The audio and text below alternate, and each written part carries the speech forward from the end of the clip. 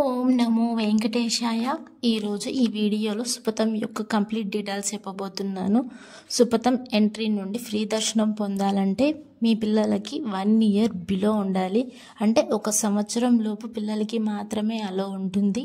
అలానే 1 ఇయర్ బేబీతో పాటు వాళ్ళ పేరెంట్స్ కూడా పంపిస్తారు.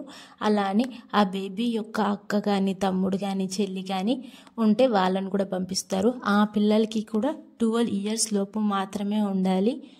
మళ్ళీ సుపథం ఎంట్రీ నుండి మీ ఫ్రీ దర్శనం పొందాలంటే బేబీ యొక్క బర్త్ సర్టిఫికేట్ లేదా ఆధార్ కార్డ్ ఖచ్చితంగా ఒరిజినల్ ఉండాలి.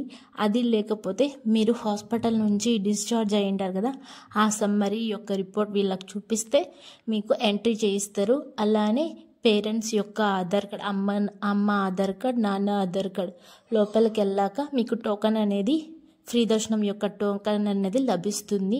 ఆ టోకెన్ నుండి మీ స్వామివారి దర్శనం చేసుకోవచ్చు. మళ్ళీ దీని యొక్క టైమింగ్స్ కూడా మధ్యాహ్నం 12 నుండి సాయంత్రం 6 గంటల లోపు మాత్రమే పంపిస్తారండి. మీరు ఏ టైంలో ఉన్నా పోవచ్చు. మళ్ళీ అలానే బేబీ యొక్క అత్తమ్మ కానీ మామయ్య కానీ నానమ్మ కానీ తాతయ్య కానీ వాళ్ళని ఎవరిని అలో చేయరండి. వాళ్ళ అక్క కానీ వాళ్ళ చెల్లి కానీ వాళ్ళంతా 12 ఇయర్స్ పైన ఉంటే వాళ్ళని కూడా అలో చేయరు.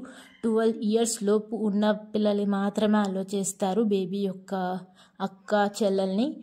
ఇదే అండి కంప్లీట్ ఇన్ఫర్మేషన్. మళ్ళీ ఇంకొక విషయానికి వస్తే స్పెషల్ డేస్లో మాత్రం సుపథం ఎంట్రీ ఉండదండి అసలు. అంటే వైకుంఠ ఏకాదశి రోజు, బ్రహ్మోత్సవాలప్పుడు అసలు ఆ రోజు సుపథం ఎంట్రీ అసలు ఉండదండి.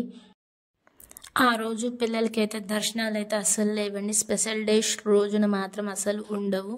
చూసుకొని మీరు రాగలుగుతారు. Thank you for watching. Please like, share and subscribe the channel. అందరికీ ధన్యవాదాలండి.